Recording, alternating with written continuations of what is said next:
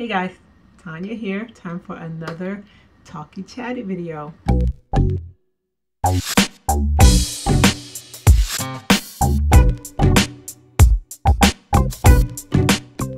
So I decided that it was time for me to talk about some of the current events that have been going on lately, specifically in regards to race relations in the US.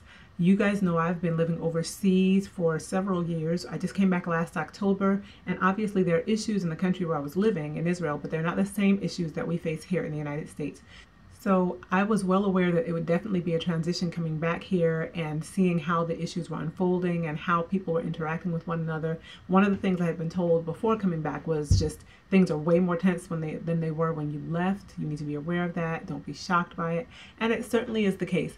It's been a disappointing reality in a lot of ways.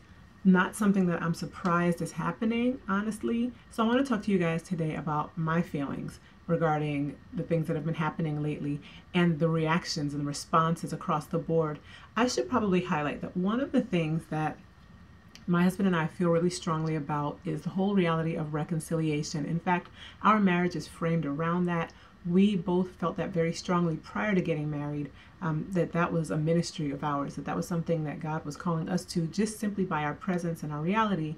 We bring, like the point of an arrow, we kind of force the issue of reconciliation because of our presence. And it throws some people off. Some people are very uncomfortable with it. Some people have no problem with it at all, but it definitely forces the conversation. And we're fine with that. We're happy with that.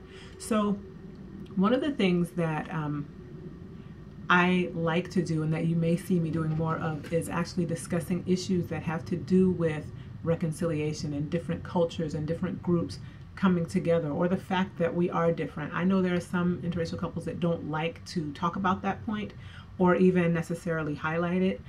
And I definitely don't bring it up as a bragging point, which some people unfortunately think.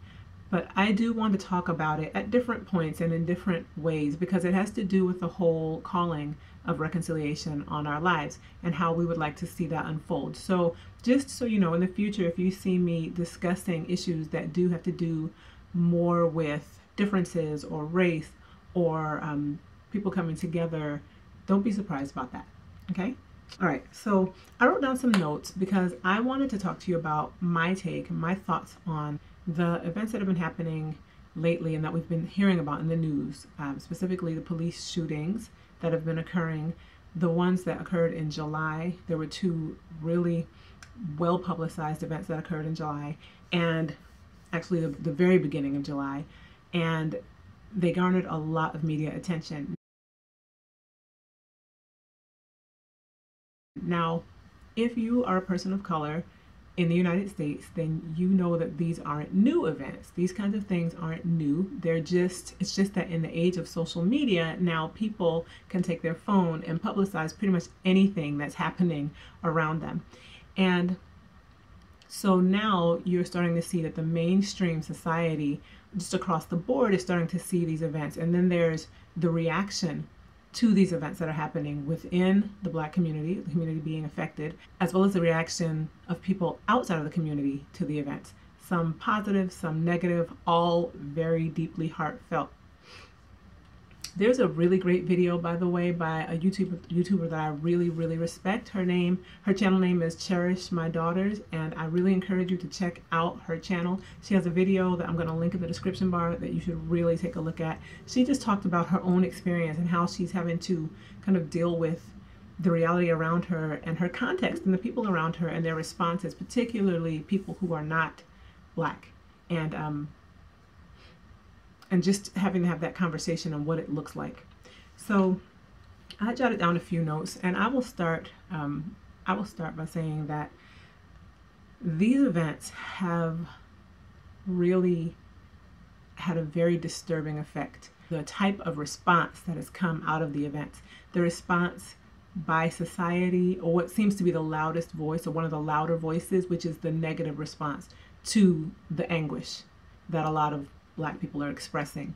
The negative response has kind of sparked a whole new wave of resentment and kind of an "I told you so," see, they don't care anyway. Just a real deep place of anger and hurt and offense.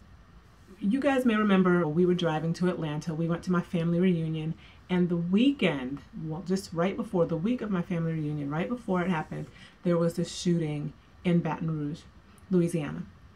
We knew we had to drive through Louisiana, so it was a little bit tense for me. I was a bit concerned about it, I'm not gonna lie. And so as soon as we left Texas, we were literally in between Texas and Atlanta. We spent the night in Louisiana, and the shooting of the police officers in Dallas happened. So by the time I got to Atlanta, just internally, I was feeling so much heaviness and sadness and even despair. I noticed something before we even left for Atlanta. It was that I was feeling this real heaviness, this real sadness inside of me. And this, I think, may have even been before the second shooting, just after the first one. So I was feeling so down and so sad, and I came to Eric and I said, I just feel really, just at a deep level, I'm feeling really, really sad. And I didn't connect it specifically to the police shootings or the shootings of the black men by police. I didn't connect it to that. I just knew that I was feeling such a weight of despair. And I got on I got on Instagram that day and Snapchat as well. And I kept seeing these same exact comments from people. Some of them, they were definitely connected to the shootings. And it started to occur to me, there's like a spirit, there's a despair that's hovering, that's trying to push down on the hearts and the minds and the hearts of my people. Now, I'm going to give you a context for my conversation before I even get started. Some of you will agree with this context, some of you won't. That's okay. This is the way I see things. I believe very much in a spiritual reality and in a natural reality that we're living in, and a spiritual reality that permeates that overarches that, and that is impacting our world constantly. And I believe that there's an enemy of our souls, all people, not just black people, but an enemy of all of humanity who is antagonistic towards us and wants to destroy us. He wants to destroy God's plan for our lives, and he'll do it in any way that he can. And he'll do it and target specific groups of people, pit them against one another, use our hurts and our offenses to break us down, whatever needs to be done.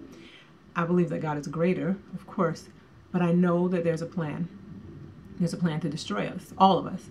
And if we can do it, if we can harm one another and break one another's spirits and souls, then great, that's his intention. So I preface everything I'm saying with that. Now, within the context of me believing that there is a plan by an enemy of our souls to destroy us, I believe that as a black American, we already have a background that has so much weight, so much pain attached to it. And that pain, we carry that. We carry that every day. We have to actually intentionally choose not to function through that grid in order to interact healthily with people of other races, specifically with white people in America. I don't know that people always recognize that or discern that, but it's very much a truth. So a lot of times we're interacting on a level we haven't even actually ever hit that offense. We haven't really touched it, so we kind of do superficial life and interactions, but you can only go so far with that. So these police shootings that have come up have really kind of blown the lid off of the restraint, and not just the restraint, but they've blown the lid off of this kind of quiet, simmering pot. And the hurts and the offenses and the stuff that's been there, that has not gone away, is rising to the top, and it's exploding outward. Now, don't hear me to say that any of that offense is unjustified or that it's unreasonable to feel those ways. I'm not saying that. What I'm talking about right now is just the reality that those exist and that they're coming up.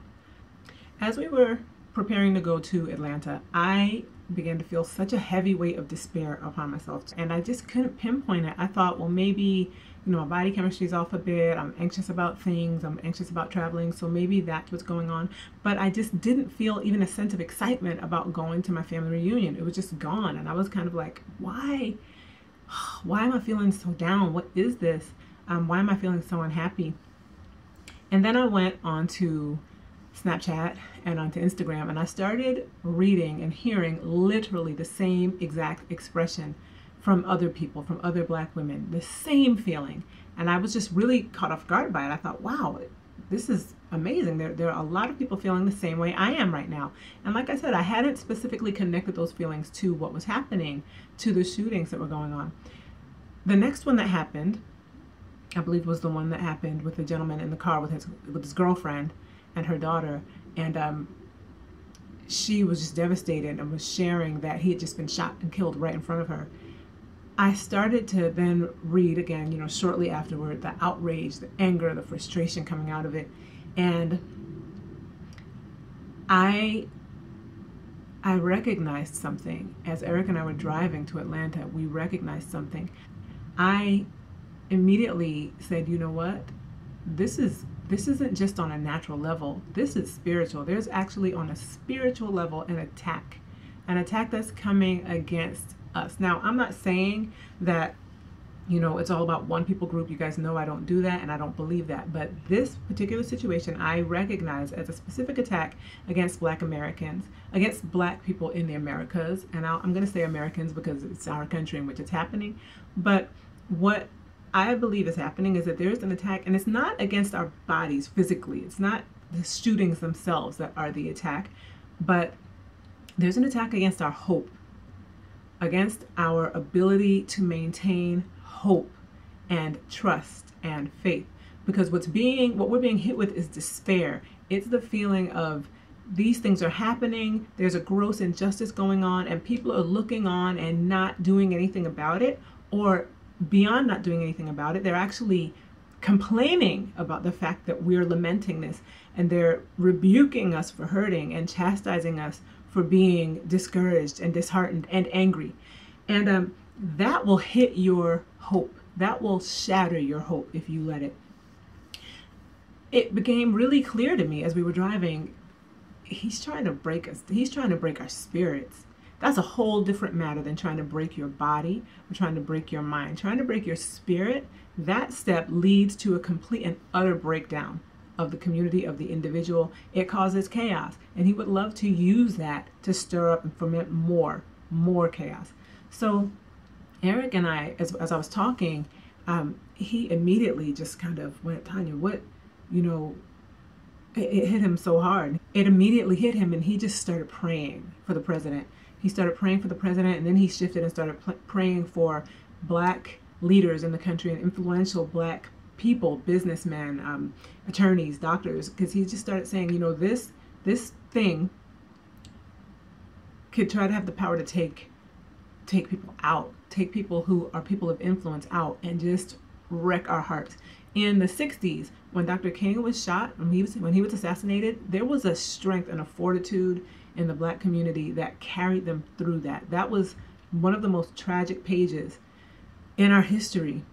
That was one of the most difficult experiences to walk through for the people who were living when he was killed. I can't imagine how that hit them, but they had an ability, they had a fortitude that I see us lacking in some ways in this day and age. And they were able to persevere, and they were able to do more after that and continue pushing on. So Eric began to pray, and then we began to talk about it, and just to really, really pray into this issue about our hope and about us not being broken and about us not being destroyed, and that God would lift up and support our spirits as Black people in this country. Because the target and the aim is our hearts, it's our spirits, it's to shatter us. God has a calling for people as individuals, for people as communities. I 100% believe that. And I believe that there's a destiny and a calling on Black Americans. God has a plan for us as individuals and a plan for us as a community. And the enemy would love to see us not fulfill that. One of the things that's been on my mind and that I've been praying about as it comes to mind is that we would not despair, but that we would be deeply rooted in hope, that we wouldn't lose hope, that we wouldn't lose faith. And obviously, I believe that those things are centered in God, that our hope and our faith has to be in God. But when you lose hope, you lose everything. The Bible says that hope deferred makes the heart sick. When you no longer have the ability to hope, you're broken, you're shattered, and that's not where we need to be. That's the plan, but that's not where we need to be. So I did not address these issues initially when they first happened, because there was so much going on in my heart and in my head. And I would imagine that you guys have probably picked up by now that I don't generally talk about things or get into things until I've had some time to process it, to chew on it, to percolate like a coffee pot. I'm not going to just leap into it and discuss it. When you get me raw and unedited, you probably got that one time, and that was when I talked about the person who stole my footage. Generally, I need to think on things, and this is something that's so significant, so deep, so central, that I just couldn't get on here and just start talking about it. And I certainly wasn't going to get on and start ranting and just unleashing anger. It's not wise to just talk. You need to use wisdom, especially when you're talking about things that are very significant, very important. And I needed to do that. I needed some time to think. I needed some time, honestly, to travel and be with my family and be present in the moment. But I also needed to really chew on this, to really let it settle in my spirit. And honestly, I don't feel fully prepared to talk about it even now, but I felt like I needed to go ahead and do it and not wait any longer. Because I feel like there's a message in this for people to not give up and to not despair and to not let the discouragement take you. Anyway, this was something that was just on my heart, guys, just talk. But it is something that I did want to just get on here and share with you guys, that my heart has been just aching over this whole situation. And the one thing that I've taken away from it is that I'm not going to be played. Like, I see it that way. I'm not going to be played by the enemy. I'm not going to be sucked into his plan and his trap. And I really want to encourage other people to put on some different lenses and look at this. And I'm not saying act like nothing's going on at all. That is absolutely not what I'm saying. If you feel that you need to protest, if you feel that you need to write letters to your congressman, do it. Do it, do it, do it. Do whatever is sensible and helpful and that's going to make a difference, or that's going to slowly chip away at this systemic situation. But don't lose hope. Don't let anger and hatred consume and allow your hope to be destroyed and crushed. Honestly, there was a break when we were praying in the car. I felt like there was a shift. Right? Like something happened. But we were praying. We prayed and prayed and prayed, and my hope was restored. And I'm telling you, this is a plot that you don't need to be a part of. Don't let yourself be subjected to the attack and to the plan of the enemy. Stand and listen, pray, because it is a plan. I'm not saying that there's not that we're not being harmed. We need to be wise. We need to be sensible. We need to be praying for ourselves, for our people. When we leave the house, we need to use wisdom. We need to pray and get discernment. And in addition to that, we need to be covering ourselves and our community and coming against the attack and the plan to break our hope and our spirits.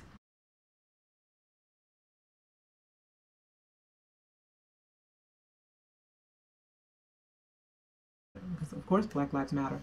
All lives matter, but Black lives are the ones that are being lost right now.